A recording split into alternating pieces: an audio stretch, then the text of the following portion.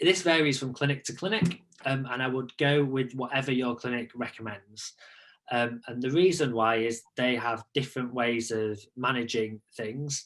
And if you test too early, you can get what's called a false positive. So you get a positive result. And the reason why is that most people, when they take their trigger shot or their injection before egg collection, that actually contains the hormone that's picked up in a pregnancy test. So if you do a pregnancy test the day of your egg collection, it's going to be positive, and it's not because you're pregnant, it's because it's picking up that injection that you had a couple of days before.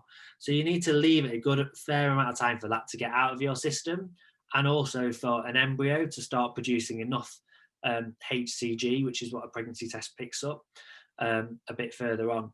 So our clinic, for example, recommends doing a pregnancy test 2 weeks after the egg collection, which if you're doing an embryo transfer and you do a day 5 transfer of a frozen embryo, it means doing it 9 days after the transfer.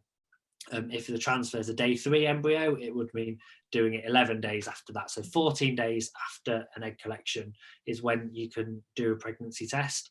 Some clinics will do a blood test, others will do urine pregnancy test. You may have bleeding beforehand and then a negative test, which probably suggests that it's not been successful.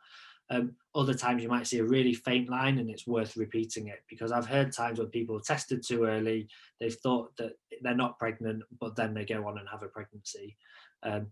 So there's no kind of hard and fast rules. It's worthwhile making sure you get a decent pregnancy test that's reliable and one that you know how to use. And also you might want to have another one as a backup, because if you've done a test, you might want to repeat it.